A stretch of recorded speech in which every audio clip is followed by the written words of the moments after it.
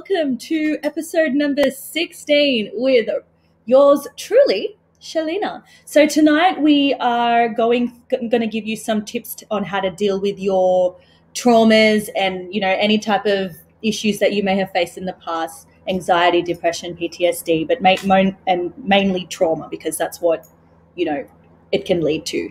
And trauma can cause anxiety and depression and a range of all other things. So before we begin, an acknowledgement of country. I acknowledge the traditional custodians of this land, for they hold the memories, the traditions, the culture, the hopes and dreams of Aboriginal, Torres Strait Islander peoples and elders, past, present and emerging. For it is their land on which I work, live, love and conduct business. I am committed to and will continue to celebrate, honour and respect Aboriginal and Torres Strait Islander people's stories, culture and traditions, as well as their unique cultural and spiritual relationships to country. Sovereignty has never been ceded. It always was and forever will be Aboriginal land. So tonight I have, once again, my lovely, lovely friend Kara with me, and we are going to go through tips on how to look after your mental health. There you go. You can see tip number 9 already on screen. Where are you? Let me add you to the screen. Hello. How are you? Hello. I'm so excited to talk about these tips, because I feel like it is something that we haven't talked about yet. We've talked about what trauma is and all the other stuff, and this one is very important. So for everybody who's watching right now and has probably maybe not seen you before, who are you? What do you do? Take it away. Right. Okay. Well, I am back. With Shalina to have some fun here and share some really, really important tips on trauma, because we have done a few series on trauma, a few lives, and you guys must be wondering that we are talking about trauma again and again, the types of trauma and different things, what it does. The reason we spoke so much about trauma is because it is very hard to identify. It is very hard to gauge that if it's trauma or if it's not. So that's why we wanted to give a lot of education, so you can recognize it, you can extract it out of your behavior if that's a trauma behavior or not. Yeah. But anyway, let me introduce myself here. Hopefully a lot of you know me already by now, but in case you don't, I am Kara, a certified transformation and life coach, a therapist, hypnotherapist, healer, and a corporate trainer. So what I do, I help individuals get unstuck, overcome stress, trauma, unfulfillment. So basically they can live a balanced life, which is full of joy and passion, and they can really believe in themselves.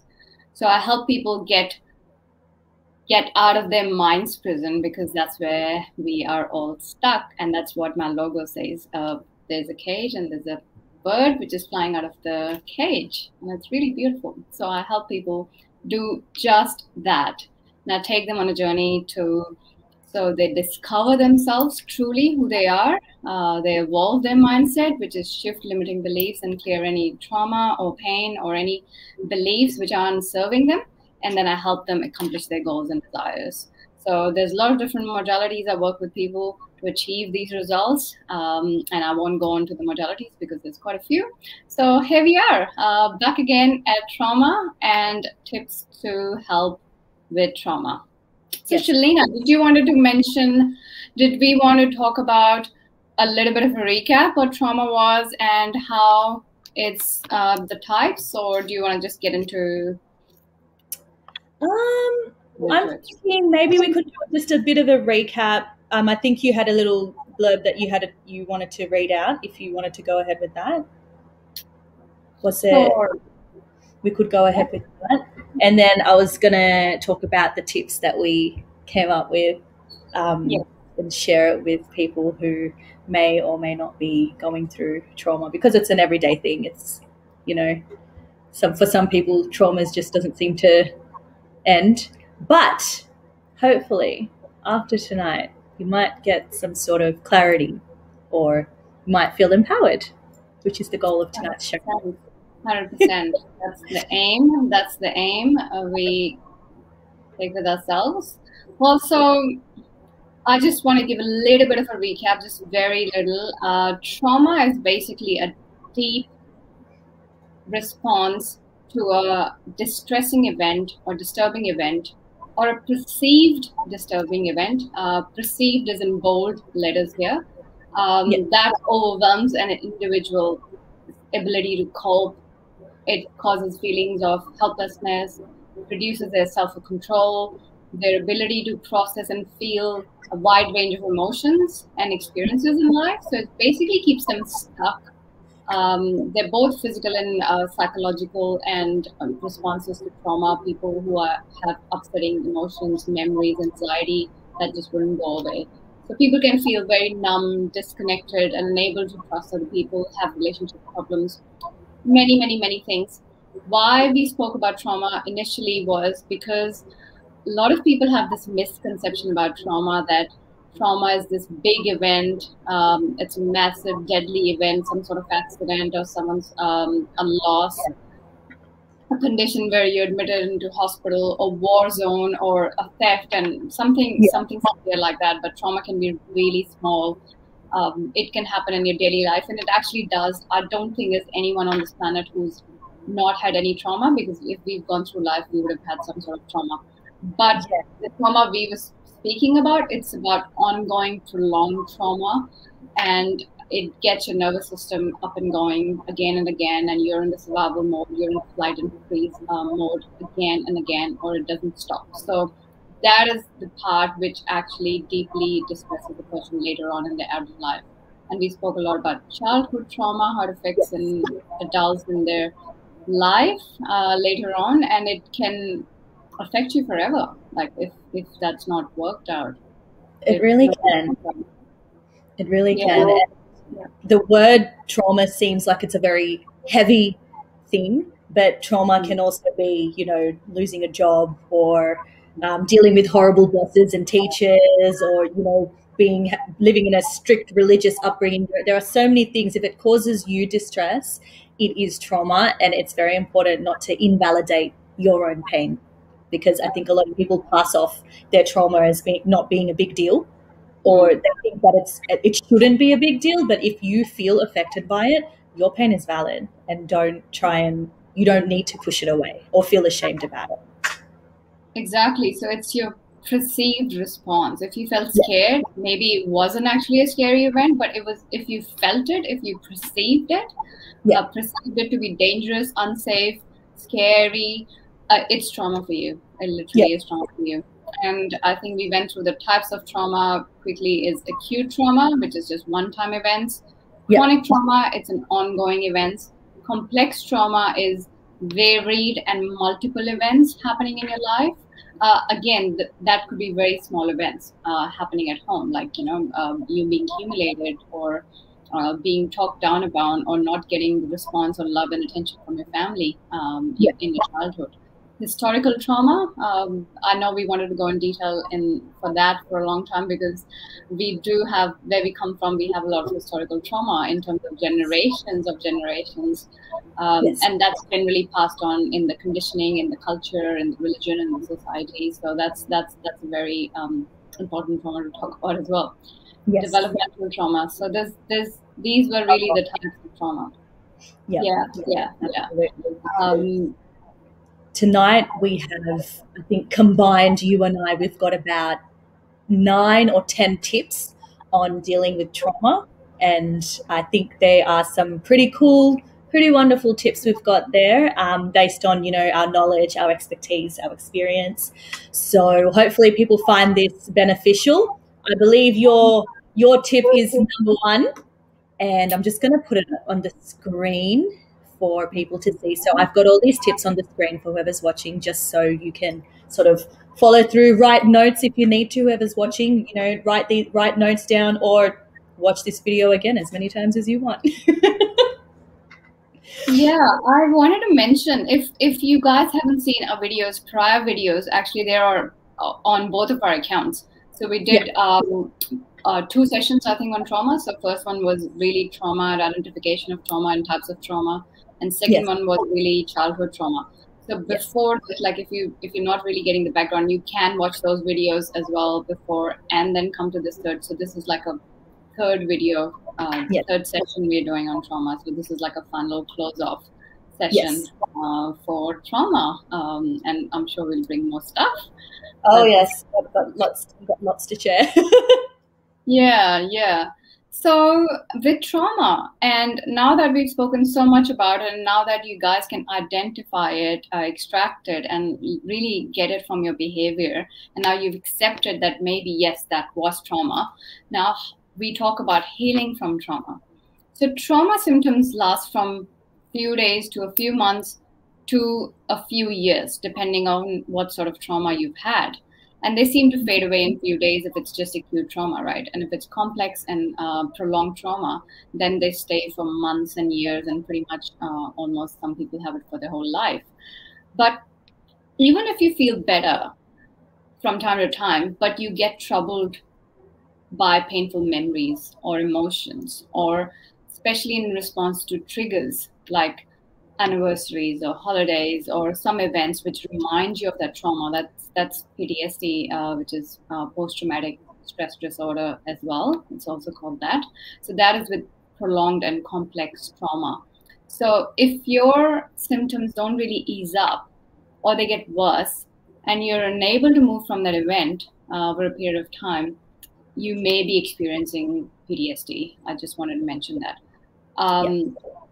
And basically in PTSD, the nervous system gets stuck and you remain in that psychological shock, unable to make sense of what happened or process those emotions really. So the first thing, it's not these ways are not just for PTSD, but PTSD is one of the very common prolonged symptoms of trauma really, and the condition which goes along with it. So number one, the tip is self-inquiry.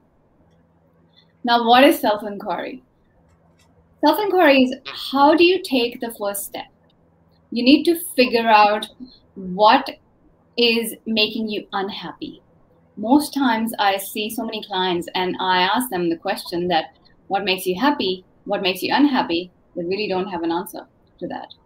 And it sounds like a pretty basic question, but it actually just gives them a little bit of a, okay, I don't know what makes me happy. So you really need to know yourself. And the first point of knowing yourself is, what makes you unhappy? If you don't know what makes you happy, just write down what makes you unhappy. Maybe the opposite is going to make you happy. Yeah. So yeah, what makes you miserable? What makes you frustrated? Because it's again related to trauma. Trauma is based on very symptoms of these emotional baggage, the trapped emotions in your body. When there's trauma, there's always trapped emotions in your body.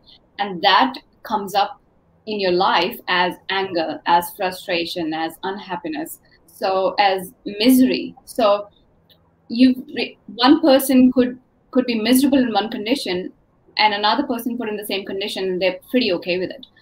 It's likely that there's something underlying fact for this person who's feeling miserable. Yes. So really write down what makes you unhappy, what makes you miserable, what makes you frustrated, what makes you happy. Now, next thing is you start to feel around how you feel around your parents, around your friends, around your relatives. Do you feel off?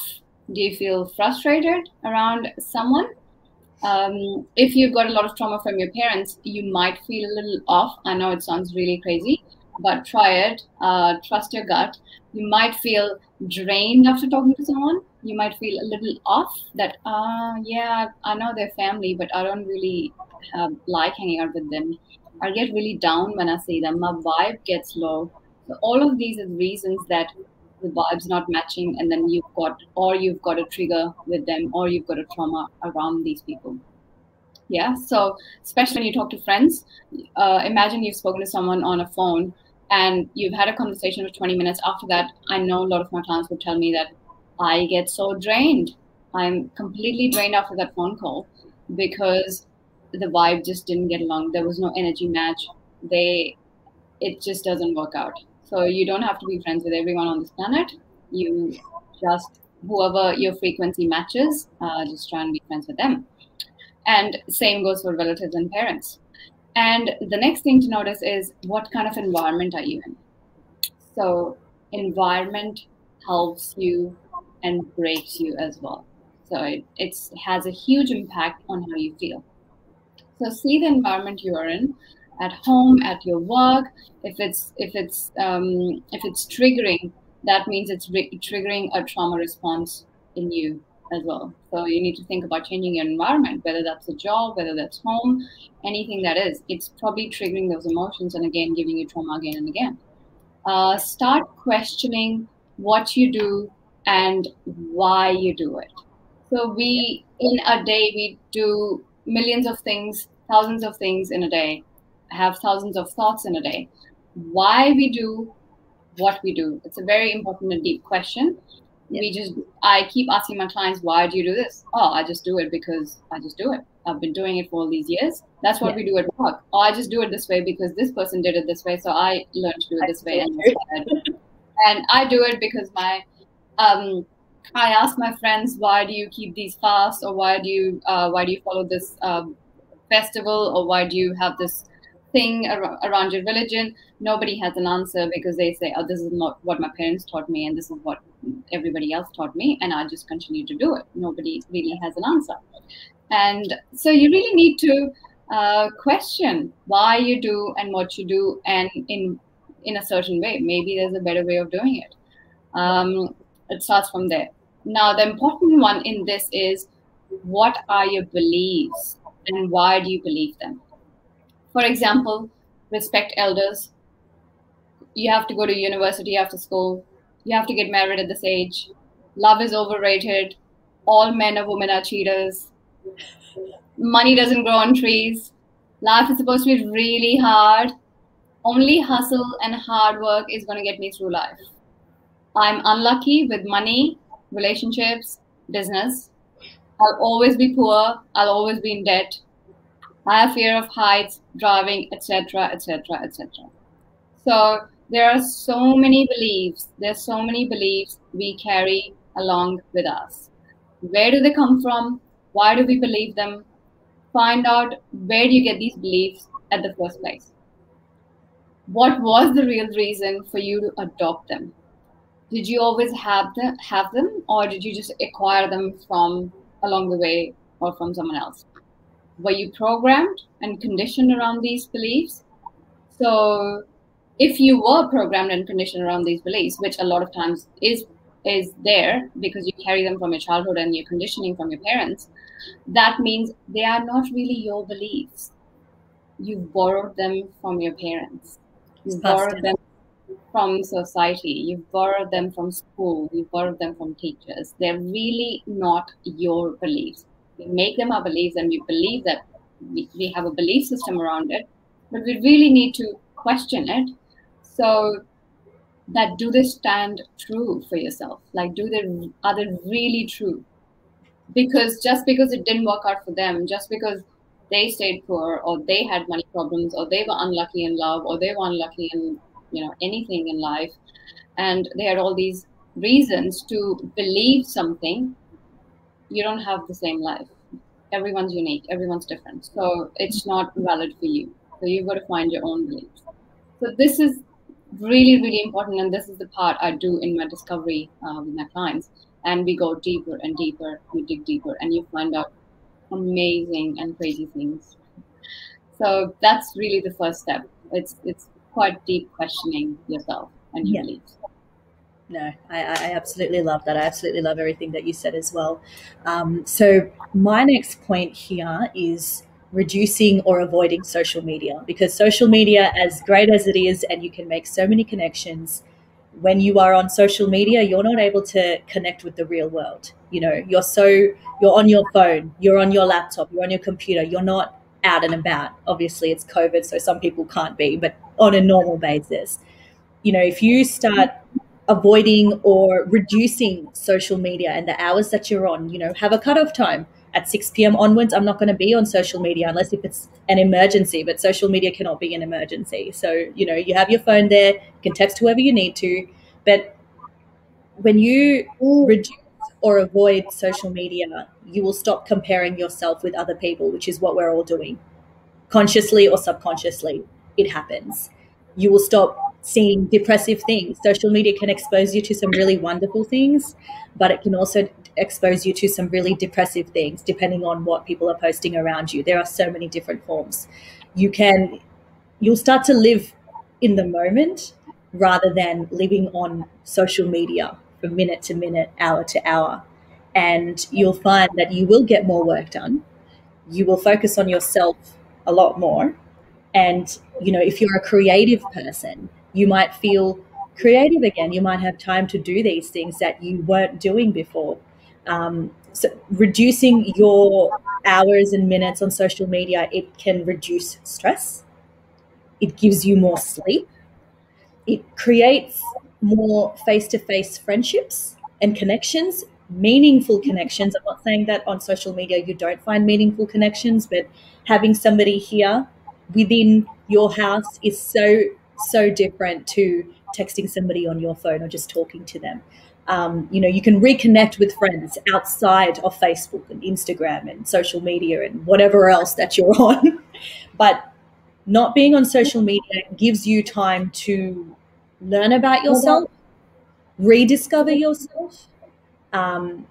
Apparently, according to my research, staying off social media can also improve your decision-making skills because you are not involved in watching the next video that comes up or scrolling down the news feed, and it also reduces, negative body image effects because we are constantly comparing everything that we do. We are comparing the photos. We are comparing everything that everybody does to what we do. Oh, they bought a car. I want to buy a car. Oh, they seem to be having such an amazing life right now. I wish my life was amazing. But you have to remember, and I'm sure you hear it all the time, everything that you see on social media is not what it seems. Not everybody is what they post to be. And that's the truth. Where not everybody's going to show you their vulnerable and negative side. People sometimes will only show you their best side because that's the image that they want to portray to you. So reducing your hours and, trying to avoid social media as much as you can, it can help. It can also reduce isolation. We tend to isolate ourselves. And when you're on social media, it can actually increase isolation. So when you start to get off that, you have so much more time to discover so many things around you. It also, so many of us get bullied on social media. I don't know if you've been bullied on social media, but I have. And it's, you get nasty comments, nasty things people say for no reason. They're having fun. And you know that they're trolling you. Like, that they want to upset you, but sometimes you can't help but to be like, really? Like, did you have to say that? And it can affect you negatively. So there are so many reasons why reducing social media can help you. And you can even start it by 1 hour a day. Obviously it would be really daunting for people, even if somebody like me, if I had to go 12 hours, no social media, but reducing it half an hour, 1 hour, and you will see you've got so much time for yourself, and it is so important. So I've just got a comment. Sorry. Yeah, sorry. No, I was just going to say, I was thinking that we almost need to do a special, a separate live on social media, how it affects your mental health, because it actually does a lot. We actually separately have to do a live on social media and how it affects you negatively. We definitely do. It reduces your depression and anxiety because social media is, as helpful as it is, we are too busy comparing our lives. And we're trying to do good like you and I are doing right now. But ever so often it's looking at everybody's beautiful holidays and families and wishing we had that. But you have to remember that what happens behind those pictures and videos, it is so different to what you see. And that's why these things can affect your mental health. I was just going to put up a comment by Mon who says, I decreased my time on social media and saw me giving more time to family. It was amazing. Absolutely. That's pretty much the point I'm trying to say, is that you can do so much. Rena commented and said, how do I cut down my social media time? I'll send you a PM for that one, Rena. Well, you just need to be disciplined and have an accountability check. So disciplined and have an accountability check, and then also try and, like how I teach people to reduce sugar is the same way. If you spend 4 hours on a social media, try it with 3 hours first, and then 2 hours, and then 1.5 hours, and then an hour, and then half an hour, and then 20 minutes. You've got to do it very, very, very slowly, so that basically your nervous system doesn't feel so much different. If you go from, oh, I'm not going to do social media at all from today, it's not going to work.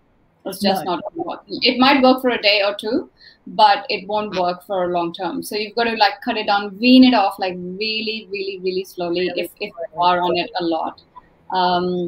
Yeah, absolutely. Otherwise, I think we're going to be after your back to stop this. And you started this, Rina. I'm going to get you off social media, but you're not allowed to leave me though. So, yeah. All right, we're going to move on to tip number 3, which is get moving. I just want to say hello to everyone who's joined in and who's sending these comments. Love it, guys. Suk, hello. Mon, hi. I see that you're really being participative and you're really enjoying this conversation. So, and I say congratulations for decreasing the time on social media, because that is amazing that you're giving more time to family. Yay, that's one win. It's because it's not easy. It really isn't easy. We're hooked on social media, and it's not always easy. Absolutely. Hi, Prab, and hi, Isha. Glad to have you here. Sandy, hello. Good to see you. Now, Rina, you really need to work on that social media thing. We'll come back to you. Now, the tip number 3 is get moving. So what trauma does, trauma disrupts your body's natural equilibrium. It changes that state. It freezes you in a state of hyper arousal and fear. So your survival mode keeps kicking in, and that's like fight and flight response. And I think I've explained that in the previous sessions quite. Yeah, so survival mode kicks in, and it keeps kicking in, and it keeps your nervous system in an attack mode.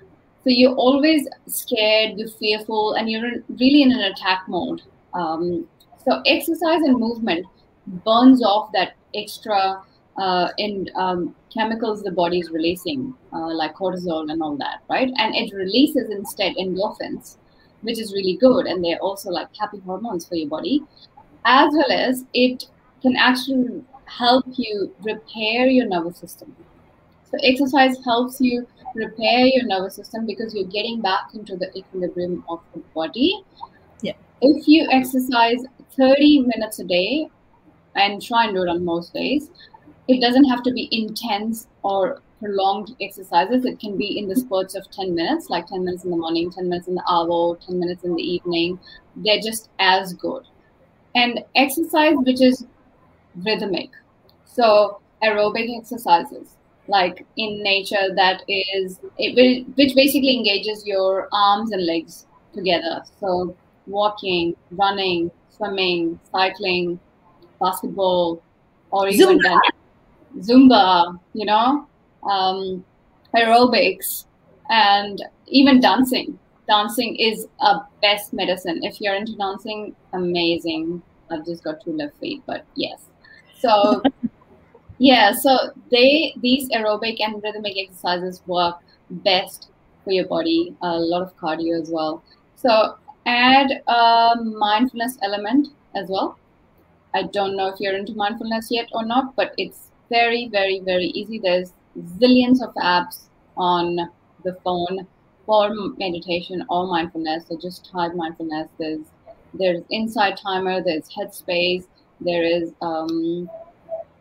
what is the other one? There's quite a few. Smiling Mind. I can't think of them right now. Yeah, Smiling Mind, Insight Timer, Omvana. There's lots of apps, and they actually have a couple of minutes as well. So they have 2 minutes. You can just breathe in for 2 minutes, and that's it. Because a lot of people stay away from meditation and mindfulness because they think that it's for longer time. You have to do it for 20 to 40 minutes a day at least. That's not true. Even if you do it for 2 minutes, it's beneficial. And once you do it for 2 minutes, you end up doing it for 3 minutes, 4 minutes, 5 minutes. That's how it works. And yeah, so even at your work time, go for a walk for 10 minutes. Try and use the stairs. Try, if there is floors, try and use the stairs instead of using the lift. So just smaller changes like that, literally smaller changes like that. Get up and go to the printer again and again, because I used to keep doing that. Get up and go to the printer. Then have water in between. You can do your meditation for 1 minute, 30 seconds. You can breathe in, breathe out. You can do all these things in your little micro breaks. So you've got to be smart. And I know a lot of people would say, I don't have time. So again, that's why I'm mentioning that you could add these things in between your workday. When you're driving. Exactly. When you're driving, that's the best time for mindfulness, when you're driving. Like literally, not meditation, please don't close your eyes. But that's the best time for mindfulness. Because even showering. Sorry. Yeah. Thought of that right now. when you're waiting for food in queues, and so that is the best time, because you're often getting frustrated. You're often getting frustrated in traffic. So to practice mindfulness at that time would actually help a lot. And same as exercise. So just get home, try and take stairs, try and go to the printer, try and get up and have water after every hour. Don't keep your bottle with you. That's another tip. Like, keep going and getting up for water.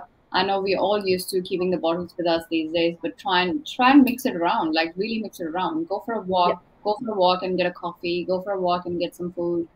Just do these small basic things, and you don't have to have an extra 30 minutes or 40 minutes out of your day. Just do it in between your day.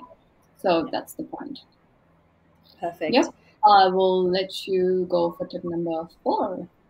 Tip number 4 is educate yourself. So whatever it is that you're going through, is it trauma? Is it PTSD? Is it depression? Is it anxiety? Learn about it. You can do online courses. You can watch YouTube videos. You can learn about mental health and depression. Do your research.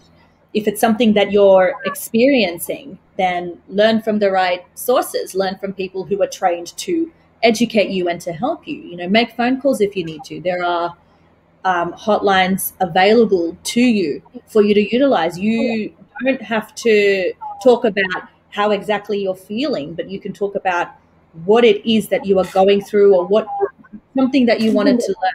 If you can call places like Beyond Blue, 1-800-RESPECT, Lifeline. These places, counselors there are trained in helping you. You can call them to clarify if you wanted to talk.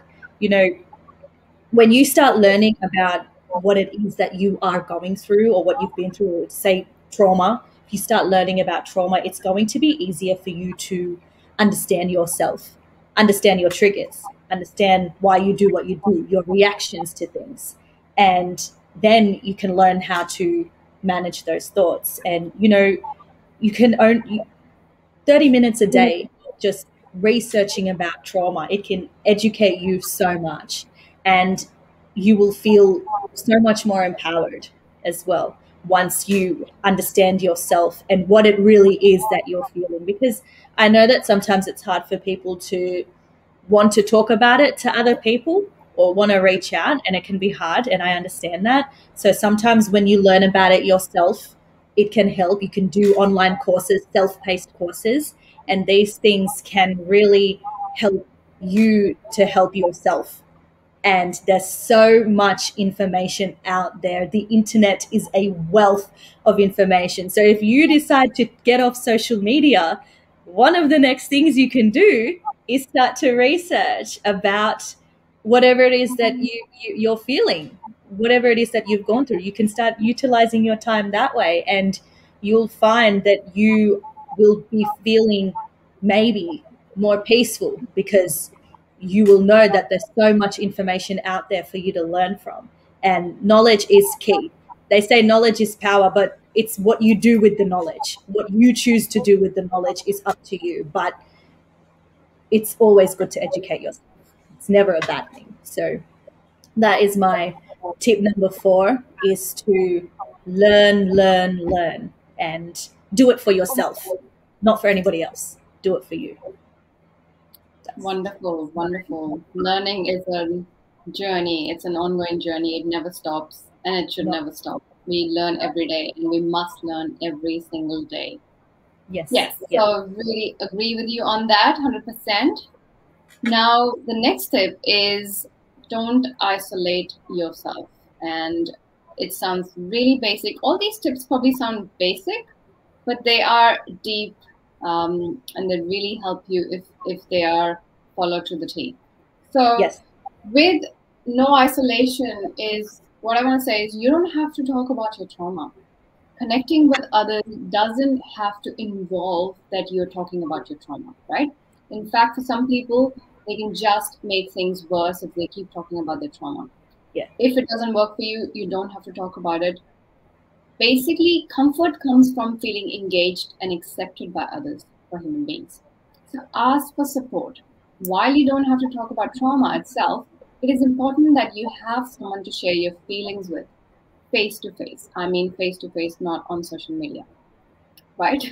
Because that's what everyone's doing these days. So someone who listens to you attentively without judging you.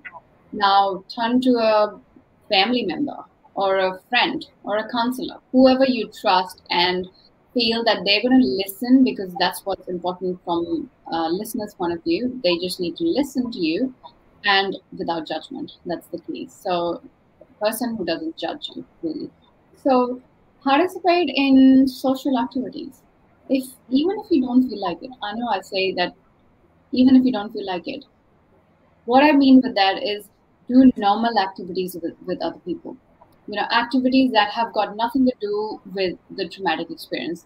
If you don't like driving because you've had a trauma while driving, or if you've had an accident, so you don't have to do exactly that thing, but try and do other activities, normal activities. Go to a park and try and do some community work. Connecting with people from community or even strangers has this strange healing power, okay? Because connection with another human being is probably one of the most powerful tools to actually recover, heal, and feel better. It really is. And we sell it really short. We always sell it really short. Connection with another human being, I repeat it because it is key. It's one of the most powerful tools for healing. And that's why human beings are called social beings. I mean, we can't really survive without connection. Half of our problems, 90% of our problems are related to people. They're related to connection. They really are. They really are. Either that's connection to other people or connection to ourselves. So they really are related to connection at the end of the day. So they really need to connect. And in fact, if we can't survive on connection, we thrive on connection. We really thrive on connection. So reconnect with your old friends. If you've retreated from them because of trauma, a lot of people do that. They actually isolate themselves and they go away from people, even people who'd like to help. So those who were important to you at one point, make the effort to reconnect. Really make the effort to reconnect. And I really want to say on this, but of course, choose your tribe very carefully. Only connect with people where you feel the vibe and have an energy match with. So if you're on the same vibration, I know I keep saying a lot of people think that because we were old friends, we should always be friends. Because we are friends from 10 years, we are friends from 5 years, we should always be friends. That's not true. Because people change every single day. You may have changed. You may have outgrown that relationship. They may have changed. They've outgrown the relationship. Their vibe has changed. Your vibe's changed. You're two different people now. You don't have to keep that friendship just because you've had this friendship for 10 years or 5 years or 50 years, whatever that is. If it's not serving you right now, if it's not giving you the vibe right now, don't do it. So it can have open basically another can of worms. So just listen to your gut and watch the vibe, like really feel the vibe and really feel the connection and choose that tribe very, very carefully. Very carefully. But absolutely connection, I feel, is must. It's the biggest healing tool out there. Really trying to connect with people. I see some more people have joined. Ankita is here. Hey! Hey, girl. Hey. And on that, on the friendship thing, don't don't feel bad to cut people off. I think some people, they don't know how to cut off a friend or what to say. And I know it can be scary, but don't be afraid to do that, because, one door shuts, another one opens. And I know that sounds cliche, but you need to declutter, get rid of people to invite new people into your world. So don't feel like, as you said, you can outgrow relationships. You are not bound by a friendship, and you don't have to stay in a place that no longer serves the purpose. So don't feel bad. It's like there's no good or bad here again. They don't necessarily have to be bad, and you don't necessarily have to be bad. They don't necessarily need to be hurtful. It's just that they've changed, you've outgrown them. You've outgrown them, they've outgrown you. So it's got nothing to do with bad or right, wrong or right, because that's the duality we live in. But it's really got nothing to do with that. It's just your vibe does not match anymore, and you don't have to put your vibe down to be with someone else, right? So absolutely don't do that, because that's number one tip for self-care. That's number one tip for self-love. You keep your vibe with what you are and match that frequency, and find the people with that frequency, literally. Yeah. And now I'm really having to learn that as well. Like, we keep learning this every day. Things happen every other day in our lives, and I have to remind myself of that. It's hard to let go, people. It's hard to put boundaries in place, but the boundaries in place are so, so, so important. Absolutely. So I'm going to go to tip number 6 now, which was mine, which is self-soothe. So there's a number of things you can do when I talk about self-soothing. The first thing I would say, and you may have heard this a million times, but I say it because it helps, is to keep a diary and to write. And journaling helps you to control your symptoms. It can improve your mood, because it can help you prioritize your problems, your fears, your concerns. And if you track your day-to-day symptoms, you can learn to recognize your triggers, learn better ways to control them.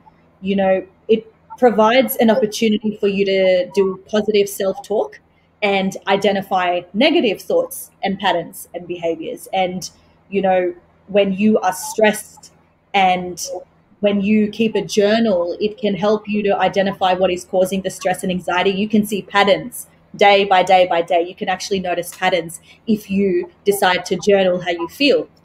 And once you have identified what stresses you out, you can then work on a plan that can help you to resolve your problems and reduce your stress. So, journaling, maybe people have the wrong idea of what journaling is. It's not, oh, dear diary, today I blah, blah, blah. You can write it like that if you want, or you can simply write today, the date, so you can keep track of everything, and write down, today I felt like this, it was triggered by this is what I did.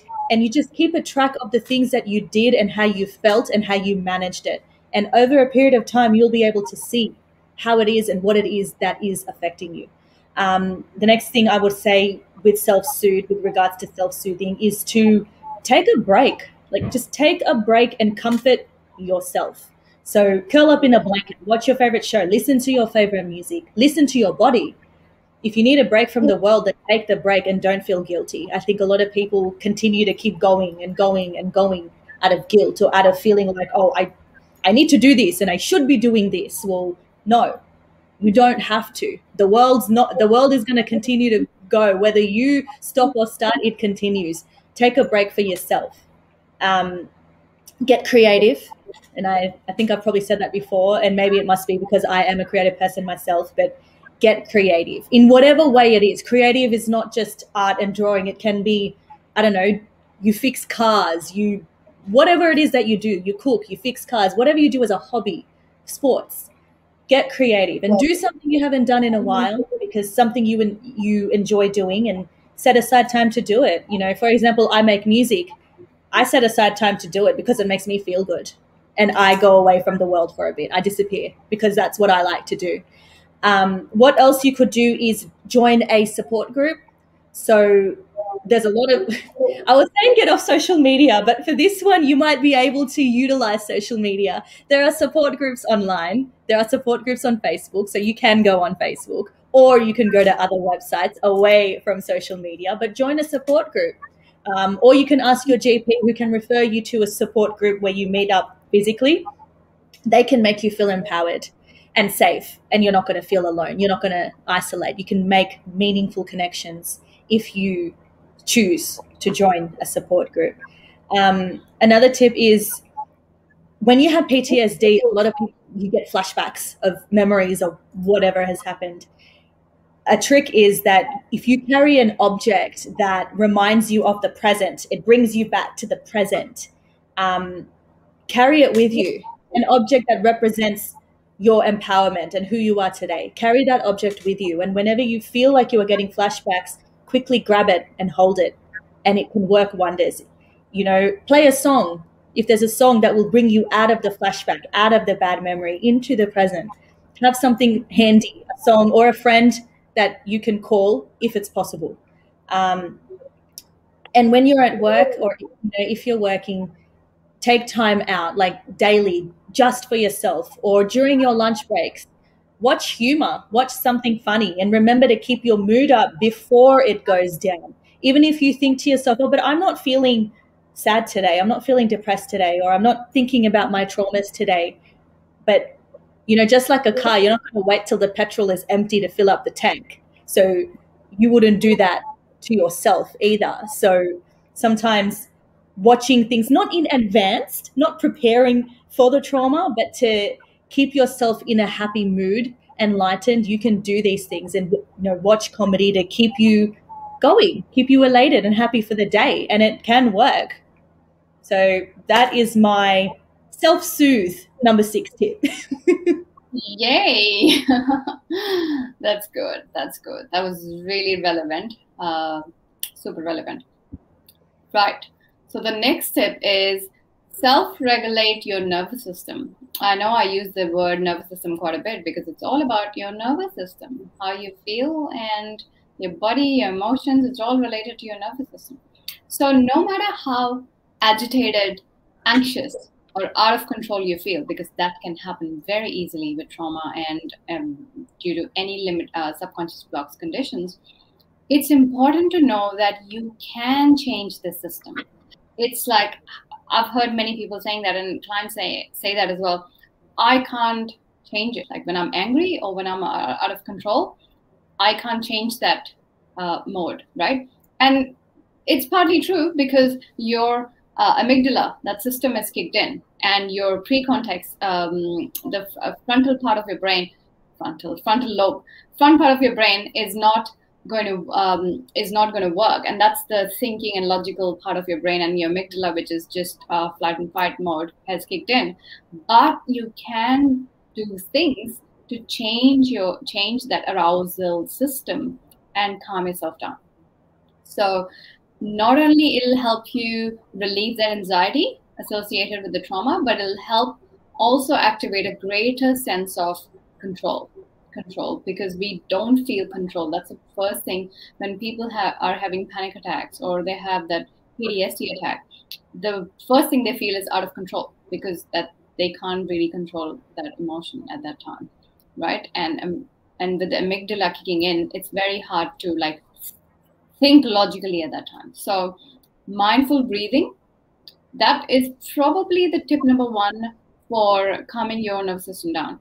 Mindful breathing is, if you're feeling disoriented, confused, upset, practicing this technique, it's a mindful breathing technique, is probably the quickest way to calm yourself down.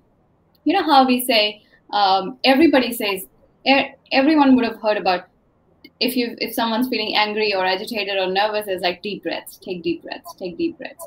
And I've heard this since childhood, but there is actually a really profound and scientific relationship to this. It actually helps you calm down quite a bit, but take about 60 breaths. Yes, I said the word 60, because this is required to really calm you down from a super intense emotional state you're in. If this is something you can't control, then you've got to take about like at least 50, 60 breaths. It will really calm you down, but focusing your attention on each inhale and each exhale. in and out, in and out, and try and see that there's no difference, no gap between your inhale and exhale. Yep. And then that will really help you calm down, really help you calm down. Yeah. Sensory input, like you mentioned as well, I think that's another very important tip to help you calm down your nerves, basically. So a specific sight or smell, you need to involve your senses. We have 5 senses.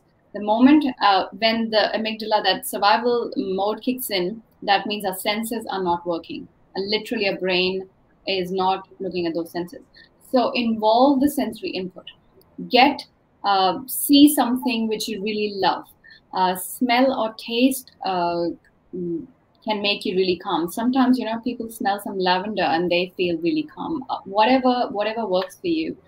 Some sort of fragrances always work. So get those candles in and get those fragrances out and just smell it very quickly, or even a specific sight. Maybe it's music, listening to a certain sort of music. So all your senses, try and involve all your senses, and if it's really out of control, try and involve all the 5 senses together and see how it goes.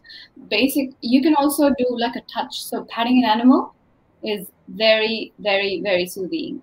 If you have a pet, please try and do that. Experiment with different things, because some people are kinesthetic, some people are auditory, some people are visual. There are different kinds which works with different people. So if you're an auditory, you might love listening to something and it might calm you down. If you're visual, you might want to see something, see a picture in front of you of your kids, or visualize hugging your kids and patting your pet as well if the pet's not there. So these kind of things can really calm you down as long as you involve the sensory inputs. So taste, smell, touch, visual, all of these things will help you a little bit. Yep. Now allow yourself to feel what you feel and when you feel it. And I can't stress it enough. And I always say this, but we really don't pay attention on how we feel generally. So acknowledge your feelings about the trauma, or about how you're feeling, or about the situation in that given moment. And as they arise, as your emotions arise, acknowledge them and really start to accept them. Because you know what happens? It's the monkey mind. The more you try and push it away, the more you're going to get it, and you're going to get it back in 2 folds, 3 folds, 4 folds. You really are. So it's never going to help pushing it away and numbing it down. We numb it with alcohol, we numb it with smoking, we numb it with addictions, we numb it with shopping, we numb it with eating. All of these things, these are just numbing mechanisms. We are masking this pain. So really important tool, and this is the work I do a lot with people, is quickly identify how you're numbing your pain, how you're numbing your trauma, how you're numbing your blocks, because everyone's doing it in some way or the other. Whether that's shopping, whether that's food, and whether it looks like that it's not actually an addiction. Shopping and food and social media, they're all numbing mechanisms. They're all masking your pain, masking your real pain. So you've got to start letting it come up and allow it, because the more you allow it, the more it's going to dissipate, like more it's going to go away. But the more you push it, the more it's going to come back in 1,000 times stronger. Yeah. That was an exaggeration, but 10 times stronger. But it will eventually get 1,000 times stronger if it's not looked at. Absolutely. So yeah, I think it's really, really important. One is feel what you feel and acknowledge it and accept it. Start accepting this trauma. Like now we know so much about it. There's no taboo around it. It's nothing wrong. There's nothing bad about anything what happened. And it was past at the end of the day, but it's always going to haunt you if we don't really accept it and work on it. That's right. Absolutely. I love it. So I'm going to read out my next second last point I have is turn your pain into purpose and power. And what I mean by that is, I'll give you an example. Everything that I currently do in terms of things that I do for myself, my live streaming, studying, music, my poetry, it comes from a place of trauma and pain. And I do it because I'm using my traumas and my experiences as a foundation for me to learn, for me to grow, and for me to share knowledge. And if I did not go through my traumas, I wouldn't be here right now. And I'm using my traumas as a platform for me to educate and inspire others if I can. And the things that I have done in the last 9 months, I hadn't dreamt of in the last 10 years, you know? So what I'm trying to say is start something, dream something. If you write, you can be anonymous. Don't underestimate yourself, because trauma makes you do that. It makes you underestimate yourself. It makes you feel vulnerable. It makes you feel hopeless. It makes you, you hear these voices in your head, and it stops you from doing things that you wanted to do.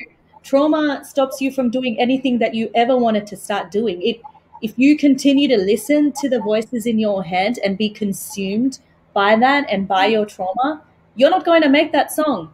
You're not going to draw that picture. You're not going to start that business. You're not going to start the course that you wanted to start. You're not going to change your job. You're not going to allow yourself to be happy because you're going to be consumed by it. And everybody watching tonight, I'm telling you right now, you are destined for greatness, but you have to believe that. Trauma takes that away from you sometimes. You don't believe that. Trauma can take away your goals and your dreams and your aspirations in ways unimaginable. That's what trauma does. And you can still do everything you want to do and still be dealing with your traumas, but you can still do all the other things that you wanted to do. You can write new goals.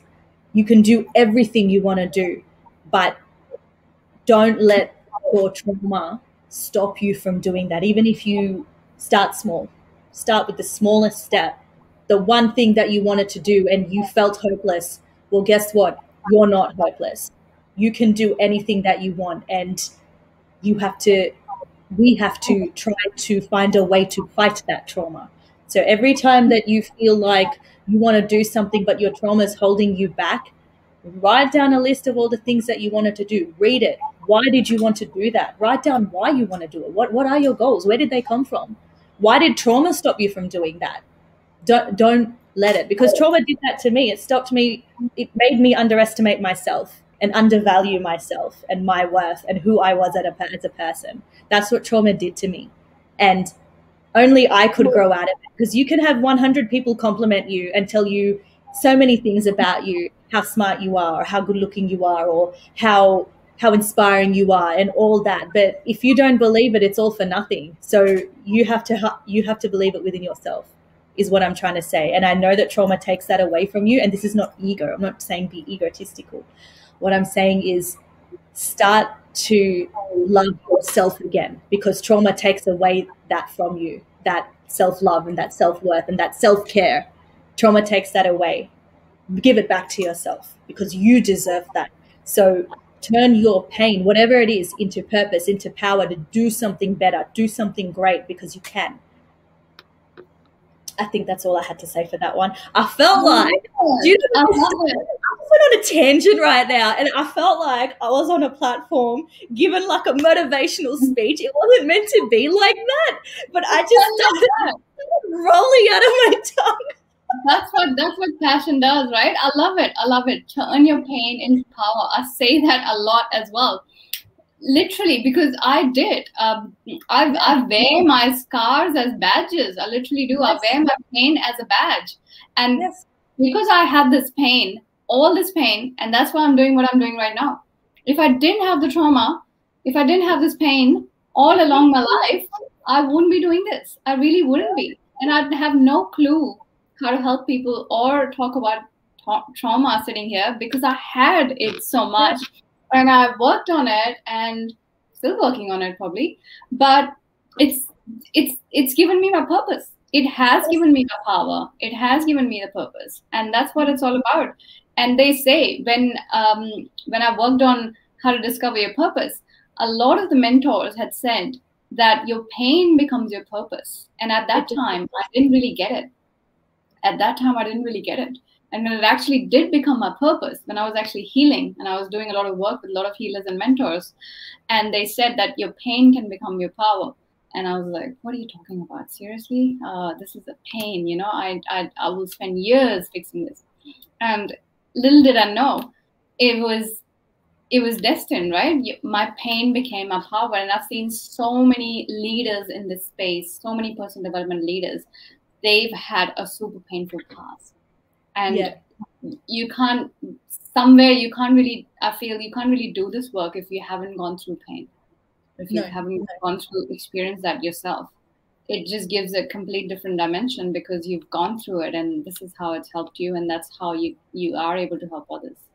So absolutely. And it makes you empathetic as well. Absolutely. Kudos to everyone who's gone through pain, who's gone through trauma, and who's actually making this pain a power. And you can too. See, I've gone a bit of a emotional tangent as well. No, because that's where my passion comes from, is the pain. I didn't have passion anywhere else. I had passion from the pain. I had passion from the traumas and the experiences. And that has made me, that is where my music came from, my poetry came from. That is how this live stream started, with a different idea, which was from pain. And now it's turned into something like this. And this is something I live for now. And it's given me something to live for. And my trauma gave me something to live for. It was my trauma that did that. It wasn't anything else. It wasn't my degree. My accounting degree didn't give me the passion and purpose. It really is the pain for me as well. It really is the trauma for me as well, to be able to uncover and recover from your own trauma and then help others do the same. It's really just gives you that. And I know so many people who've had this, who've turned their pain into their power and passion. This is a separate live stream. I seriously feel like this is a separate live stream too. I think it is. I think each one of these tips are probably a separate live stream, because all these people are not going to remember all these amazing tips, but we try and give whatever we have in our bucket, and I try to do all the information. But I know sometimes I'm guilty, you and me both, of giving out so much that people can't even remember or take in all of it. What do they say in Hindi? Bheja fry? That's true. That's true. Yeah, we do a bit of a bheja fry for you guys. So what is English translation for our non-Indian friends? What's bheja fry? Brain fry. Your brain is fried. I think that's your brain fried. Yeah. And last but not least is number 9. Is health. Take care of your health. Now, I know we all know that. I know. But healthy body increases your ability to cope with stress of the trauma, because there's a lot of stress which comes with trauma. It just helps you deal with it in a better way.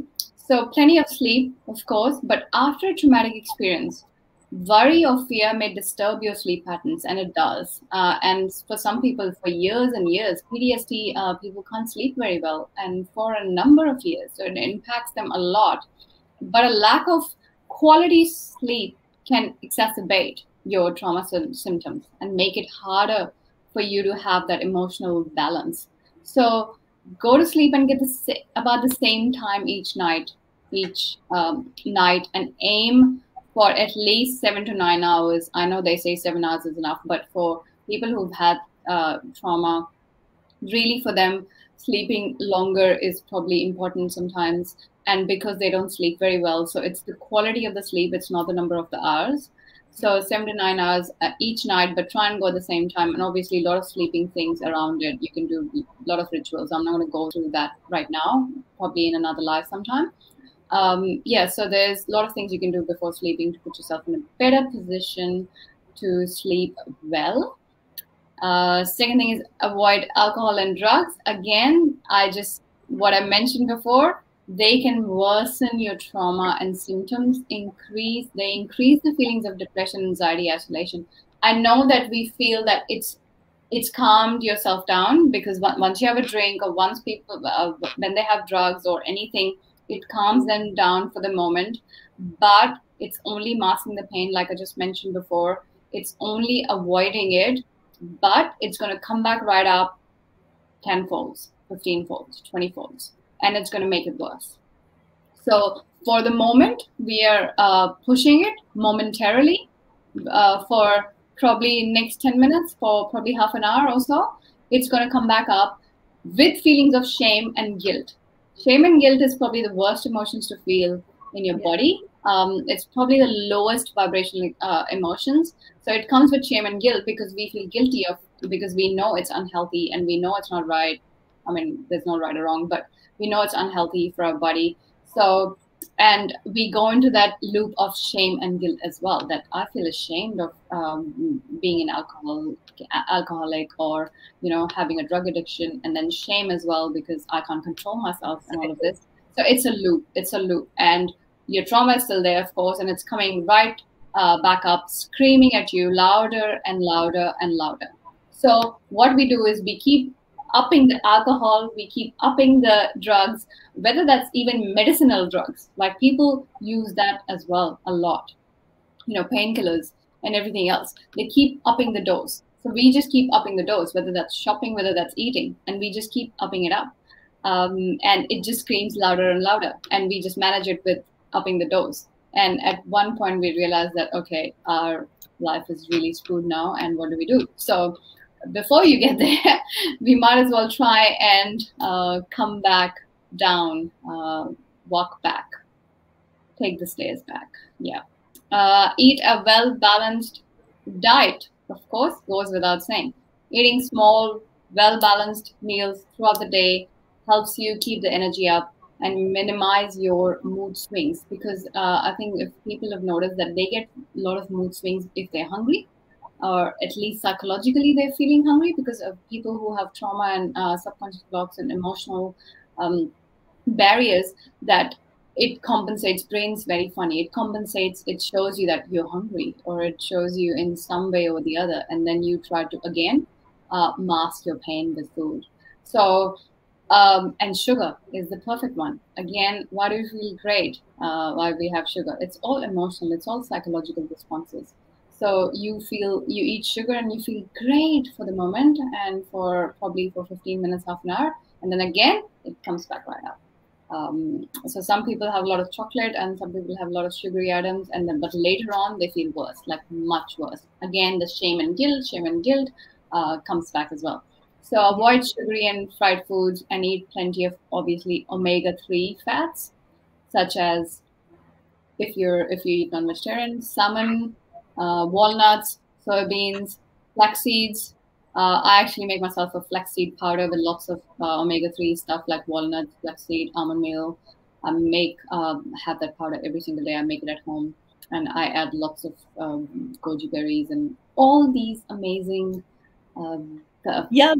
antioxidants and food busters. I add it all together and make a powder for it, and I have it every day. But yeah, omega-3 is really, really key. Reduce stress, like I mentioned, of course, meditation, yoga, deep breathing exercises, mindfulness. Just schedule it in your day, and do what makes you happy. Really, it's that simple. But we don't do what makes us happy. We just do what we do, and that is just the routine, and we just keep following it. We are on autopilot all the time. So we don't really take out time for things that we actually enjoy, we actually love doing, or yoga, mindfulness. I mean, if you start doing yoga, it's both exercise and your mind exercise. So it's both these things. It's just very, very therapeutic. It's amazing.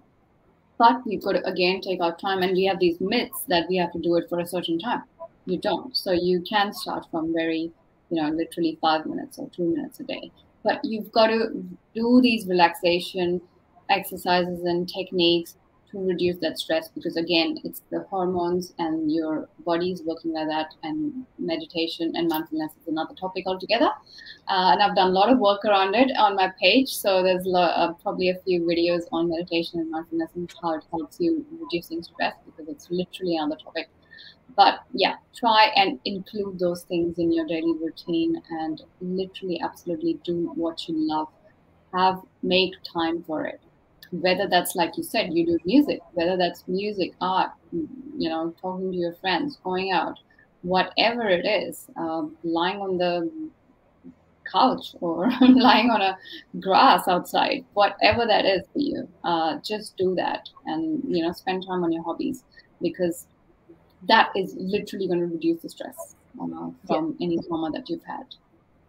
So that's it from my side. And last tip, I just wanted to say, with food, with regards to food, a couple of years ago, my B12 levels were so low, and that was one of the causes for my depression. And I did not know that lack of B12 can cause depression. So, go and get a blood test every 6 months to check out to see what your levels are. One of the reasons why you could be feeling down is actually a lack of certain vitamins. And with regards to sleep, there are certain smells that have been scientifically proven to make you sleepy, like lavender, chamomile, sage, rose, vanilla, jasmine, peppermint. I have a diffuser in my room, and I put peppermint oils in it, and it's really good. So you can try and find, if you find it hard to sleep, then you can try using smells as well. But just with the B12, just people, if you're watching, make sure you get a blood test, get it done, go every 6 months to find out, because if you don't, you could be lacking something, which could be one of the reasons for how you're feeling as well. So that's all I wanted to add into that one. And we are, as always, over time. It's just so much information to pack in. So I'm just so much. Literally we can have a session on each of those tips. And we literally try and pack everything in one session. There's so much. So what I was going to say is, anybody who's watching now can follow me on Facebook, Conversations with Shalina, if you're wherever you're watching me from. I'm on YouTube, Sedate the Poet, or Instagram _sedate_. You can find me there. And I haven't got your banner up, but I'm about to put it up now. So what was your Instagram? I think it was kara.coach. Kara.coach, that's my Instagram. And Kara Transformation Coach is my Facebook page. Okay, so that's Instagram if you want to connect with her. And transformation. You can see how prepared I was. I can't type under pressure. I'm feeling under pressure right now. It's over. Don't feel the pressure. And Facebook, you can find her there as well. So thank you so much for joining me. And whoever's watching, I hope you found this informative. If there's any feedback you would like to give us, please let us know in the comments. Send us a PM. Would love to hear from you. Is there anything else you would like to say to the audience? I just wanted to say my last words is that thank you for being here. Of course, ask any questions if you have any right now or later on. We'll be more than happy to help you. Ask Shalina, ask myself. My Facebook is Kara Sandhu. Check out my website, karatransformationcoaching.com. Got a lot of information about myself and about my work. With the trauma, the last thing I want to say is, if it's affecting you, if it's affecting your functioning, like literally at home or work, general functioning, if you're having trouble, if you're suffering from severe fear, anxiety, depression, you're unable to form close and satisfying relationships or build good relationships in life, because at the end of the day, like I mentioned, connection just gives us a lot of happiness. So if you experience terrifying memories, nightmares, flashbacks, you're avoiding more and more anything that reminds you of trauma. You are masking your pain with a lot of addictions, like I mentioned before. You are emotionally numb or disconnected from others, and you're using drugs and all these coping mechanisms, literally to get actually more going on an unhealthy road more. You really need to seek help, and it can be scary, painful, and really potentially traumatizing. So this healing is best undertaken with the help of an experienced trauma specialist. So find the right therapist for you. It's very, very important the therapist that you choose is that the quality of the relationship with your therapist is very important. Again, vibration match. Go with your gut. What feels right. Just go with someone who you can trust and who is safe, who makes you feel safe, who makes you feel respected and understood. It's very important. Otherwise, go find someone else, because if they don't make you feel safe and respected or understood, and you can't really confide in them, you don't feel a connection basically, and you don't really trust them. So just find another therapist. But the things I've mentioned is, if you're suffering or if you're going through any of that, you really need to seek help, because it's really not a taboo anymore. And I think we've really done justice in these 3 session series in really going through trauma and making a deep impact on everyone in terms of how to recognize it. And it's not really a big taboo or nothing to be ashamed of. Absolutely. Yeah. I've had trauma, you've had trauma, everyone's had trauma, and we've had massive trauma. So like I mentioned, I wear them as my badges of honor, because because of those I am in this work. Yeah, so absolutely. Please look after yourself. Yeah. And don't, as much as we want these tips to help you, don't use this in place of therapy. If you need to go to therapy, go. No. These are tips. You can use it. You can do whatever you want with it. It's your prerogative. But if you need to see someone, please see someone. And with that, I think we have fried everybody, but for a good cause, of course. We've done this definitely for a good cause. I really hope that you guys have, enjoyed it and got what you wanted. Listen to 3 tips and then come back, and then listen to 3 more and then come back. Maybe you don't have to take the all 10 in straight away. I know. So our video is going to be there. So keep listening and listen to the 3 tips, 2 tips, or whatever works for you. And even if you've taken 1 tip today out of this whole 10 tips, our job's done. Like literally, if it helps you in some way or the other, it's done. Yeah. Absolutely. So please reach out to us if you need anything, and you can find us on Facebook, because you're probably watching from there anyway right now. We are not hard to find. Thank you for joining, and we will see you in the next episode. Next session. Bye for now. Thank you for watching. Bye guys. Thanks for being here. Take care, guys. We'll see you next